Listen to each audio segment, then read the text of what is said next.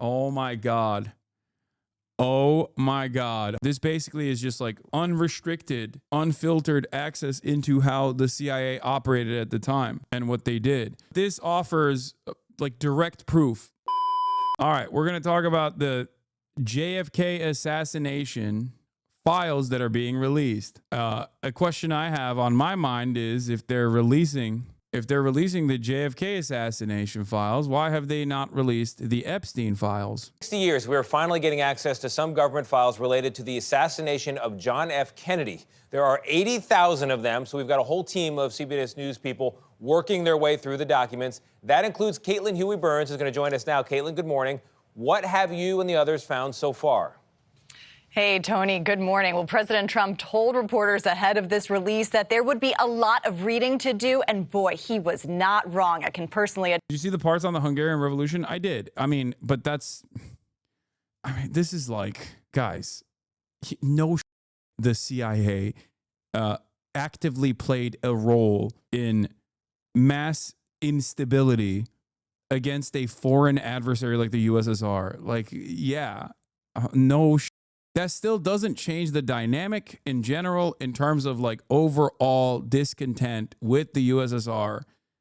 And also it doesn't, make the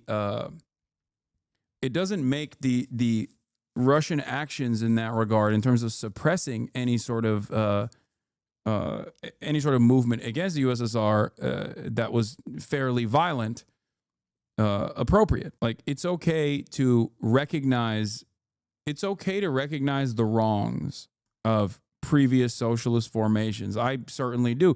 And the reason for why I recognize them, regardless of not being a anti-USSR kind of guy in general, is because it's important to learn from the mistakes of previous formations so you don't repeat the same mistakes. Attest to that. These documents total 80,000 pages. And as you mentioned, we had a whole team of reporters here at CBS going through them. And many of these files have already been released before. And if you're one of those who were looking for any proof of conspiracy, you will likely be disappointed. More than 60 years after the assassination of President John F. Kennedy, the Trump administration released 80,000 pages of records to the public Tuesday night relating to his murder. Culling through the files is a tedious task. The scanned documents, many handwritten and going back over 60 years, can be at times difficult to read and decipher.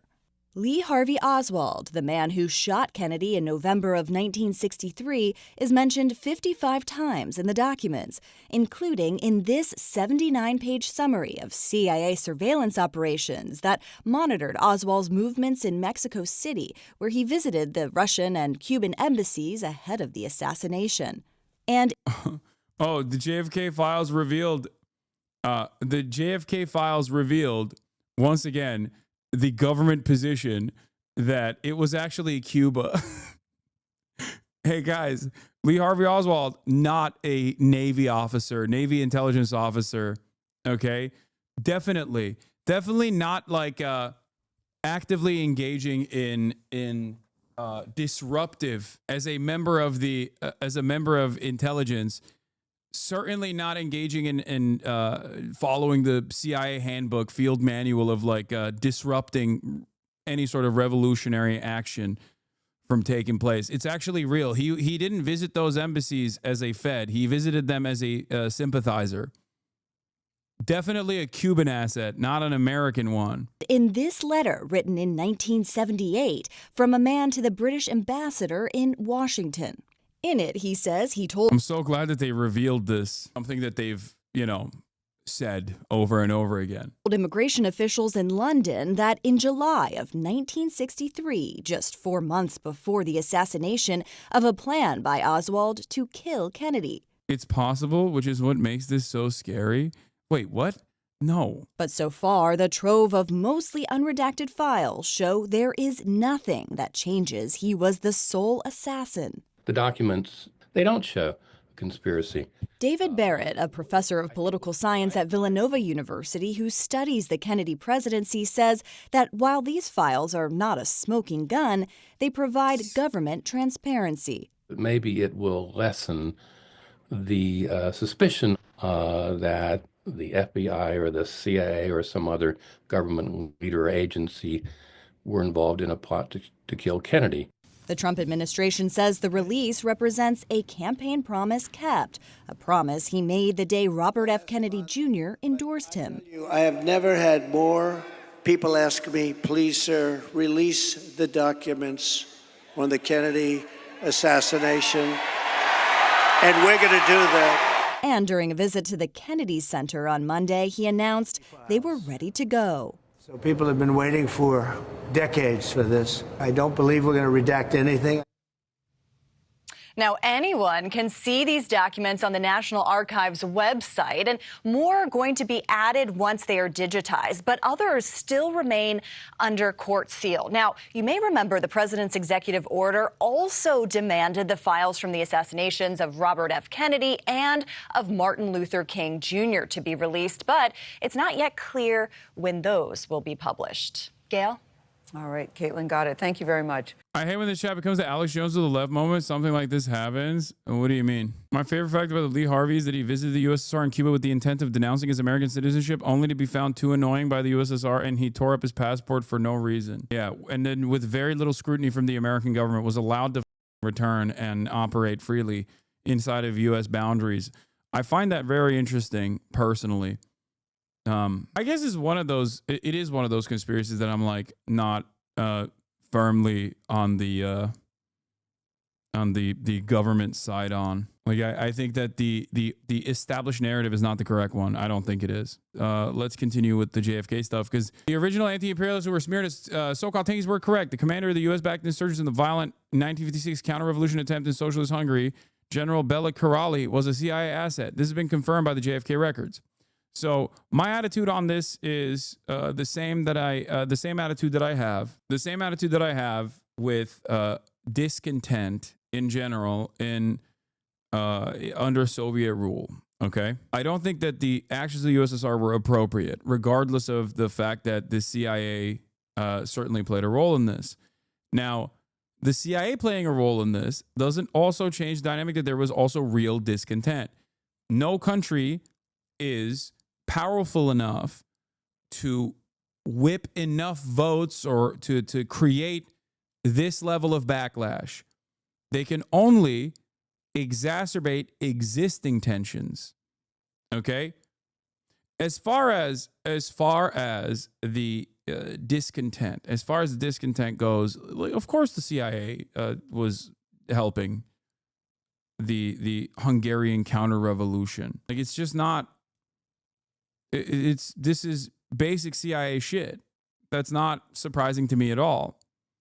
What's more interesting for me, what the USSR's attempt in squashing this protest looked like and why they were a failure in general. A copy of letter of the subject's file dated 22nd of November 1963, signed by the subject secretary for Military Affairs Executive Committee, Movimento Democratico Cristiano, is addressed to Major General Bela Karali, President Hungarian Freedom Fighters Federation, Inc., offered the services of the MDC in arranging meetings and discussions with other anti-Castro organizations and the Hungarian Freedom Fighters. The Hungarian Freedom Fighters was interested in information on the MDC before granting approval or contact between two organizations. Subject, a 32-year-old Cuban exile, was from a wealthy Cuban family, and in Cuba, he was a banker. He was granted a POA in December 1959 and an NOA in February 1960 for the use of FP agent in Havana, Cuba. A copy letter in subject's file dated 22nd of November 1963, signed by subject as Secretary of Military Affairs, is addressed to Major General Bela Karali, President Hungarian Freedom Fighters Federation, with other anti-Castro organizations. Bela Karali dies at 97, led revolt in Hungary. JFK release appears to have genuinely unredacted material in it. Is a gigantic non-word searchable dump of PDFs, so it's slow going, but here's one example of previously released redacted document that I located and a new unredacted document. Oh yeah, the Hungarian Freedom Fighters were agency sponsored is the part that was unredacted. I don't think they would have inserted false material or whatever, but it remains to be seen if they have released / will release the really important stuff, e.g. the Angleton docs that Jefferson Morley has emphasized in his reporting. Holy cow, this guy found a sick one. James Angleton, Central Intelligence Agency official, is in charge of the Special Projects Unit located in the Foreign Intelligence Division of the CIA. During the past year, He has been very cooperative and has volunteered voluminous information of interest to the Bureau. At the present time, he more or less falls in the category of confidential informant. In order to handle his material in a more efficient and secure manner, it is being recommended that a control file be created. Section chiefs are also being alerted regarding the handling of information received from Angleton. In the previous ones, where is the redacted version, released June 2023, covers up Jay Lovestone bit, which is funnier because it's been known for like decades that Angleton was Jay Lovestone's handler.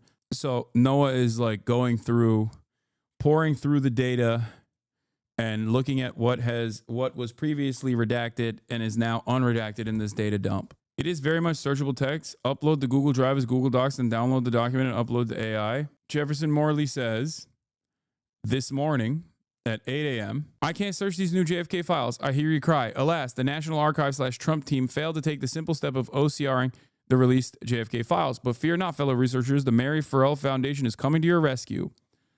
MFF will soon post searchable PDFs of all the new JFK files. In coming days, you can escape the clunky NARA site to go over to maryfarrell.org, the largest online archive of JFK records, to continue your research. Stay tuned for details. I know, like, this is bad, but I still read it and find it exciting.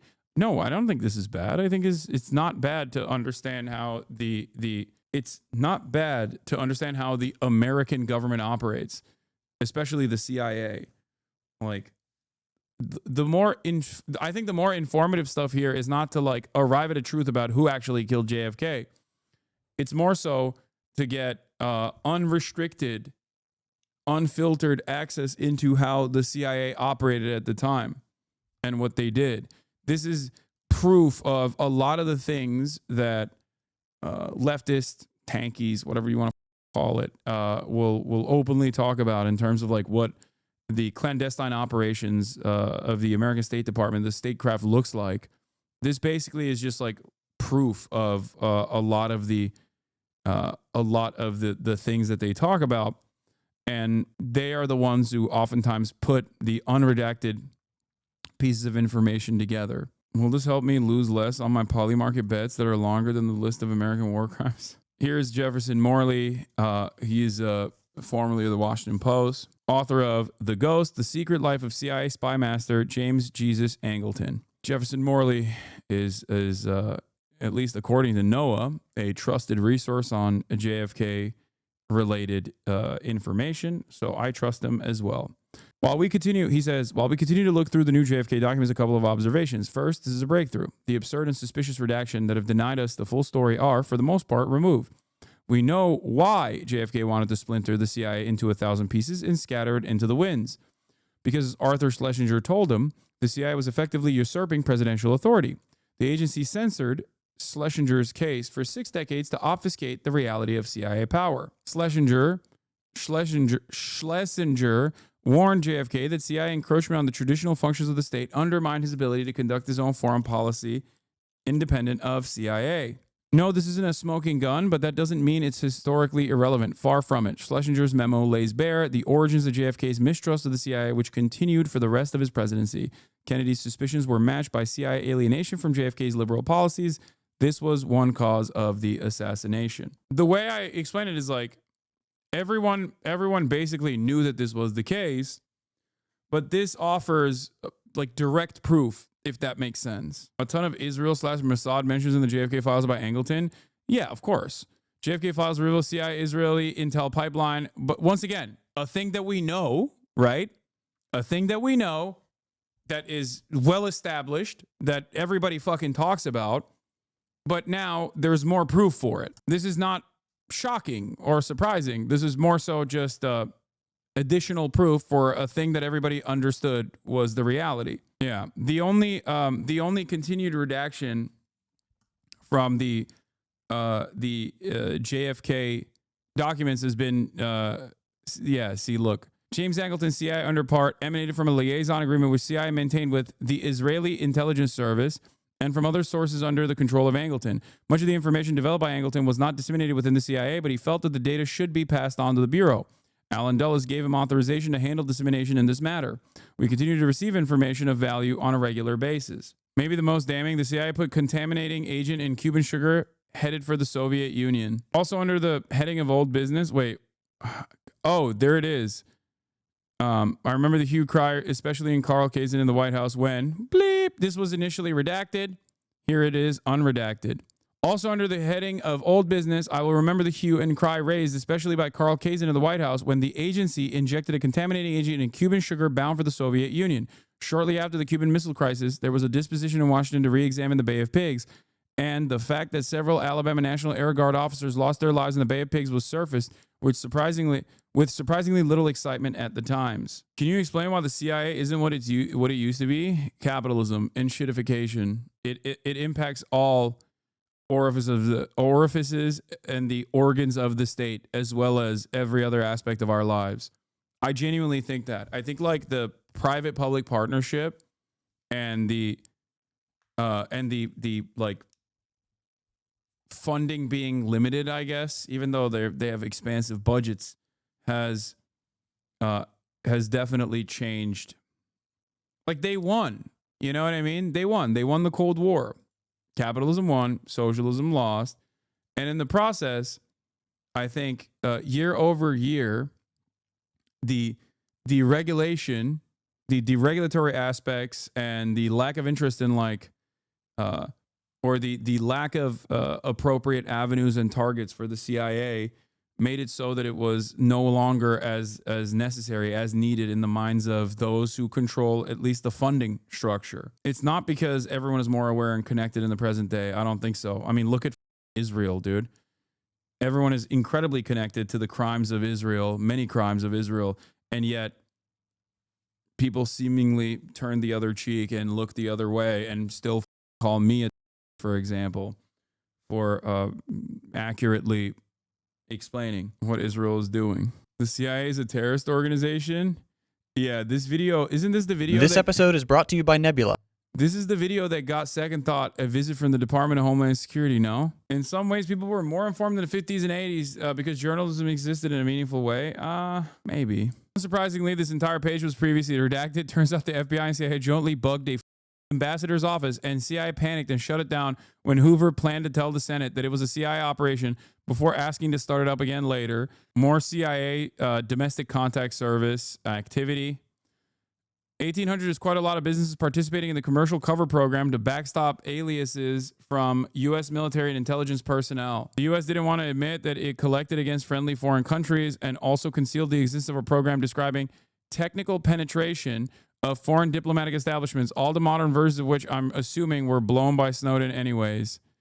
Intelligence coverage of friendly foreign countries, developing positive intelligence information regarding personnel. Anagram, penetration of foreign diplomatic establishments in the United States for procurement of cryptographic materials. So yeah, this is literally Edward Snowden. Remember when Edward Snowden blew the whistle on how much espionage the American intelligence agencies were engaging in for with our, like, against our foreign allies? This is, they've been doing this.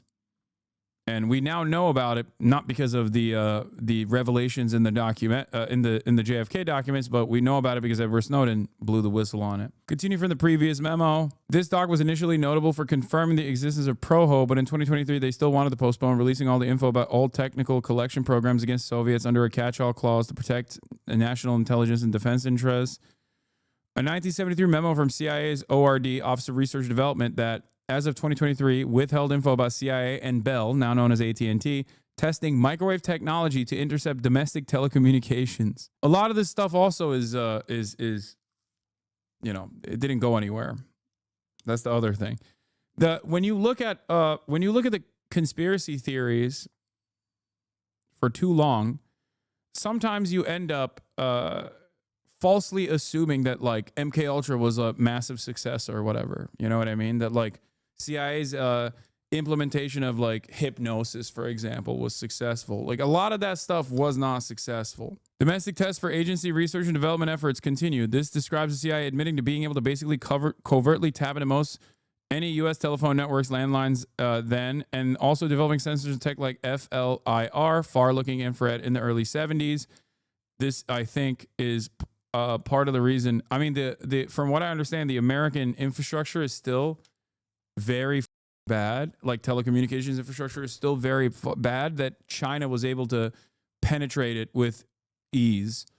There was a New York Times There was a New York Times article on this a while back, like a couple months ago, where it turns out the Chinese government and its espionage agencies had it deeply penetrated American telecommunications and were directly looking at everything that people were saying. And the only reason why they were utilizing it was to figure out if their deep cover agents were under threat or not so they can pull them out. Birds are real and they work for the government. Oh my God, someone show this to...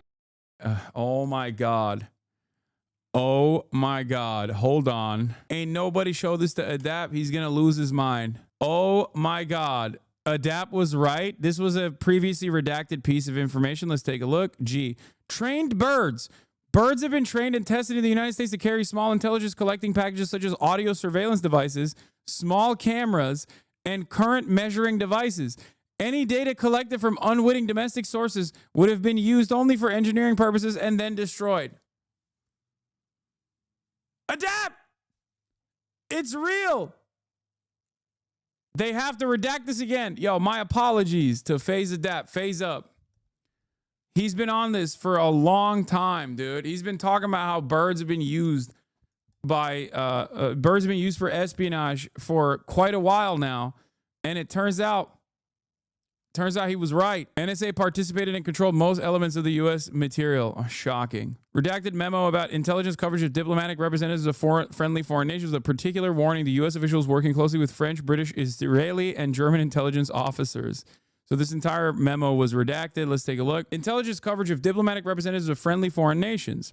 As you are aware, at the present time, our coverage on the intelligence efforts of foreign countries here in the United States is primarily aimed at the activities of Soviet and communist bloc countries. This has been brought about by the fact that those countries represent the greatest threat to the security of our nation, both in the international and domestic fields. Notwithstanding the foregoing, a number of instances have been brought to our attention reflecting so-called friendly nations are engaging in direct intelligence activities against the United States. The case involving Joseph Sidney Peterson Jr., who was engaged in furnishing top-secret information from the National Security Agency to representatives of the Netherlands government, fully portrays the inherent danger in such intelligence activities. They were doing to us what only we get to do to them. See, now, this only goes in one direction. Only we get to spy on our foreign allies, our friendly foreign nations. Our friendly foreign nations don't get to spy on us unless you're Israel, in which case you get to do whatever the you want, okay? Which is part of the reason why I always say, like, half the CIA loves Israel and actively collaborates with Israel. The other half of the CIA despises Israel and wants to stop the cross-pollination. That's, I think we all know which side won. For quite a while now, actually. All right, it reaches another nation. Our security with respect to such information is only as good as the security of the foreign government.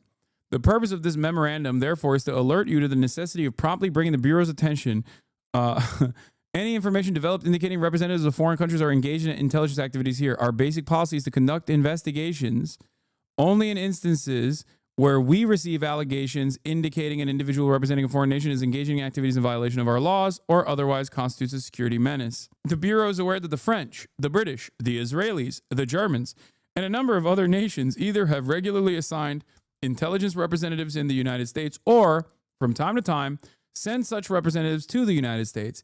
In many instances, such representatives deal with the United States government agencies on an official basis. At the same time, it is possible that such representatives are engaged in other intelligence activities while here. We are requesting other government agencies who deal with intelligence representatives of foreign governments to keep us advised of the identities of foreign intelligence operatives in the United States. It apparently wasn't until 1955 that the FBI decided it should be spying on friendly nations. State Department had their own views on which country's staff should be targeted and surveilled first: Egypt, Syria, Saudi Arabia, and Israel, although it turned out Israel was already covered. He stated that no coverage would be advisable at this time on such countries such as Greece, Turkey, Iran, Iraq, since the conditions in those countries are not, I guess, appropriate. In 1958, FBI was surveilling over a dozen Israeli nationals suspected of engaging in intelligence activities in Washington, D.C. and New York City, which was redacted previously. State Department told the FBI to proceed with caution when trying to develop informants within Israeli diplomatic establishments because most of the U.S. citizens hired by the Israelis are pro-Israeli in their thinking, i.e. watch out for double agents. Oh, no. The bottom said 9/11. Dude, what are you, crazy? This is the JFK files. What are you talking about 9/11? If anything, they're talking about Chile, potentially. Not 9/11 2001. They didn't, the American intelligence community did not become the architects of 9/11 in like the 50s. More evidence of US CIA involvement in Sudan, Egypt, Syria, Yemen, and Libya. I know this is from 1959, but I'm honestly still pretty surprised it was released in its entirety. Ton of info about collecting against friendly nations. I guess the reason why they released the unredacted files is because most of the stuff is well established at this point, partially because as far as like the active collection of intelligence from foreign allies and not adversaries, but foreign allies specifically, was uncovered by Edward Snowden. So in that regard, they don't see any issue just openly releasing this stuff. I don't know. There's still information, I think, that you can derive out of this. This obviously specifically looks at like what the previously redacted, now unredacted files are. As far as people claiming that this is, in and of itself is like irrelevant data, I disagree with you. I think that there's some worth in this information. Like, this is valuable information. It's important to now officially confirm previous assertions that were made through circumstantial evidence. This is now direct evidence. You know what I mean? Like, there's only so much you can do as far as developing a theory about clandestine activities of the CIA. But when they do deliver unredacted information like this, it basically solidifies those theories. It turns them into facts. It just creates confirmation. I don't think it's a smoke screen. From a historian's perspective, you can only assume this stuff, but now as a factual fact is great for correcting misconception in an academic sense. Sure. As far as like figuring out who did it, who done it, I don't think we know. I don't think we will ever. I doubt that until like the American regime is toppled in its entirety, will you ever, and even then, there's probably a contingency to burn all of those files regardless. So I doubt that we'll ever truly get this level of evidence on the who done it. This is an insane sequence of words that I did not understand could exist. Granny Hawk Tua was a CIA informant on the CPUSA, apparently. As the informant is aware, no connection between Lee Harvey Oswald and North Carolina branch of the Communist Party is known to exist. Actions before assassination consistent with previous behavior. Soviet connections recently sent memo denying any connection to Oswald to CPUSA governing committee.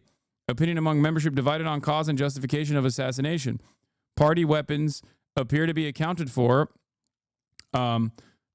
with involvement neighboring vicinity of assassination. What? Withstanding neighboring vicinity of assassination? What does WI mean? Member Bleep, who previously served under Bleep, has been unaccounted for since February, although no reason to suspect involvement is currently known. The CIA or CPUSA party meetings at informant Falconry Ranch continue weekly as before assassination. No suspect. Subject is Jane Welsh, 23-year-old CPUSA operations board. I cannot believe that Hawk Tua's grandmother was a CIA informant for the Communist Party of the USA.